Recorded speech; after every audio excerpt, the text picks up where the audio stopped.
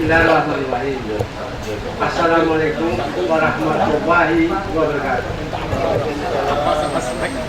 Allahumma shalli ala sayyidina Muhammad. Bapak-bapak, ibu-ibu sekalian yang saya hormati, saya tidak bisa menyebutkan satu persatu orang-orang hebat yang hadir pada hari ini, karena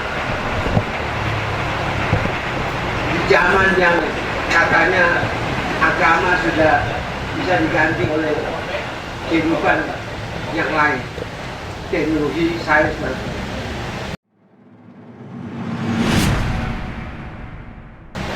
alhamdulillah masih banyak orang-orang antara lain yang hadir pada hari ini yang meyakini bahwa orang-orang hebat seperti Bung Karno adalah mereka walaupun dikenal sudah mati, tapi sesungguhnya mereka masih hidup. Dan pernyataan ini bukan dari ucapan ulama, bukan dari hadis Nabi Rasulullah SAW, tapi penegasan ini ada dalam Al-Quran. Jangan kamu menyangka orang-orang yang sudah mati di jalan Allah itu mereka mati, mereka hidup selamanya dan tetap mendapat rezeki dari sisi Allah. Saya tidak tahu persis bunyi ayatnya segala macamnya, tapi kurang lebih seperti itu, supaya jangan ada kutipan yang salah bahwa seolah-olah saya mengutip Al-Quran tidak pada sesuai dengan teks. Jadi yang kita ingat adalah alhamdulillah kita masih diberikan kenikmatan untuk mendapatkan sentuhan batin. Karena ketika kita datang kita tidak melihat fisiknya Bung Hatta, tapi kita hadapi Bung Hatta secara batin, bahwa beliau yang terhormat, orang yang kita cintai, sebenarnya tidak mati. Beliau ada, dan saya tidak mau tafsirkan, tapi mestinya beliau melihat kita nanti dan mengetahui kita satu persatu. Itulah makna dari orang-orang hebat yang berjuang di jalan Allah. Mereka diberikan rezeki oleh Allah untuk tetap mengikuti kehidupan orang-orang yang masih belum meninggal, yang berjuang untuk apa yang mereka cita-citakan. Dalam sejarah kita ketahui bahwa Bung Karno dan Bung Hatta adalah pasangan yang mencetuskan proklamasi kemerdekaan Indonesia.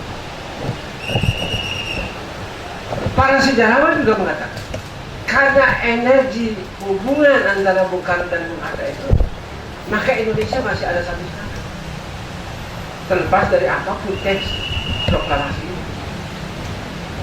Kalau saya tidak salah begitu Pak Ibrahim, karena sebuah pasangan yang luar biasa antara satu kekuatan epistelik dengan semangat yang luar biasa, keluar dalam pidato-pidatonya membangkitkan, membangun solidaritas seperti Bung Karno, digabungkan dengan satu orang yang sangat rendah hati, yang sangat cool, tenang, dan selalu mengedepankan cita-cita sosialnya berdasarkan pemikiran-pemikiran nasional yang sangat terukur, yang mungkin kita tidak dapatkan lagi orang-orang seperti Bung Karno dan Bung Hatta dalam kehidupan sekarang. Itulah yang menjelaskan kenapa negara kita tanda petik dilanda krisis kacau balau bertubi-tubi yang berarti. Kalau kita punya orang-orang seperti Bung Karno, Bung Hatta, para founding fathers yang ada dalam sidang-sidang badan persiapan kemerdekaan dan terhadap orang-orang tua yang bijaksana. Tidak mungkin Indonesia bisa kacau seperti itu. Karena mereka lah yang menjadi alasan kenapa suku-suku bangsa Indonesia bersatu, yakin Indonesia bisa menghapuskan penjajahan di atas dunia dan memajukan kesejahteraan umum, mencerdaskan kehidupan bangsa dan menjadi kekuatan perdamaian ini. Hanya karena kehadiran tokoh-tokoh seperti ini, dengan kunjungan, dengan ziarah seperti ini, kita berharap berdoa kita dapatkan energi itu. Romo Eko Siharto kalau kita dapatkan energi.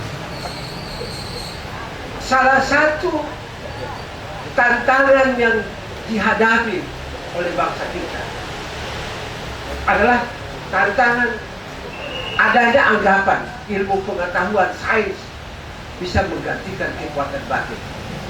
No. Sampai kapanpun positivisme hanya bekerja di wilayah yang bisa diukur, bisa diverifikasi dan etik. Positivisme sains never can explain rahasia di balik denyut sebuah atom. Yang kata Epicurus ribuan tahun lalu ketika memecah-mecah batu, dia katakan bahwa setelah semua dipecahkan ada satu yang tidak bisa dipecahkan, namanya atom. Dan kata dia, atom inilah yang kiamat akan menjadi bencana manusia. Karena yang satu melahirkan sains positivisme dan satu di dalamnya akan melahirkan filsafat yang tidak terlihat, tidak bisa diverifikasi, tapi dia ada. Inilah kekuatan yang menghidupkan semua manusia sepanjang sejarah. Positivisme hanya bicara tentang materialisme, tetapi yang dibalik itu, selain dari itu, kekuatan ruhani, kekuatan spiritual dari atom yang melahirkan intuisi, melahirkan daya metafisik, yang melahirkan kekuatan-kekuatan yang membuat kita datang ke makamnya Bung Hatta dengan keyakinan bahwa ada hubungan batin kita dengan Bung Hatta yang kita cintai. Ilmu ini tidak diajarkan di universitas kita secara serius. Ketika orang mengeluhkan kenapa amandemen konstitusi bisa terjadi, kenapa pasal-pasal liberal bisa terjadi, saya bicara sama Profesor Kailan. Kenapa liberalisme bisa diperkenankan dalam konstitusi kita sehingga MPR sebagai lembaga tertinggi negara tidak lagi berfungsi sesuai dengan perjanjian para founding fathers yang mengatakan bahwa Indonesia hanya bisa ada kalau konstruksi ini dijaga. Satu, MPR sebagai lembaga tertinggi negara, presiden harus orang Indonesia asli. Yang ketiga, sistem musyawarah mufakat, kekeluargaan dalam ekonomi dan penghargaan terhadap hak asasi manusia. Kalau ini dijaga, maka kalian tidak akan menemukan kesulitan dalam perjuangan cita-cita proklamasi. Tapi mereka menghapuskan itu. Mereka mau menggali, mereka potong sebagai lembaga tertinggi negara. Maka ketika presiden mau berbuat apa saja, seolah-olah dia adalah raja, seolah-olah dia adalah kaisar. Padahal kekuasaannya hanya kekuasaan eksekutif yang terbatas dalam satu sistem organisasi yang dimulai dari membangun goals and objectives, kemudian defining tantangan lingkungan, scanning environment, kemudian strategizing, kemudian pilih strategi terbaik, kemudian setting up organization, kemudian baru implementasi. Ketika implementasi ini baru lahirlah presiden sebagai kekuatan eksekutif. Tapi sebenarnya sebuah organisasi negara pertama-tama adalah goals and objectives. Di situ ada para founding fathers, di situ ada para pengawal nilai-nilai kemerdekaan, di situ adalah filsafat Pancasila yang melandasi semua gerakan kebangsaan kita. Siapa pemimpinnya dihilangkan dengan amandemen, maka tidak ada yang menjaga. Maka seorang CEO bisa mengambil alih kekuasaan dan menjadi raja tanpa tahu apa yang dilakukan. Kemudian dengan sembarang memindahkan ibu negara, memberikan kesempatan kepada asing untuk membangun pangkalan militer, mencaplok kedaulatan kita, menjual seenaknya seperti seolah-olah tidak ada orang Indonesia yang menjaga nilai itu. Kita yang mengunjungi Bung Hatta yang terhormat pada hari ini adalah mereka-mereka yang insya Allah menjadi kekuatan penjaga nilai-nilai itu. Saksikan saudara.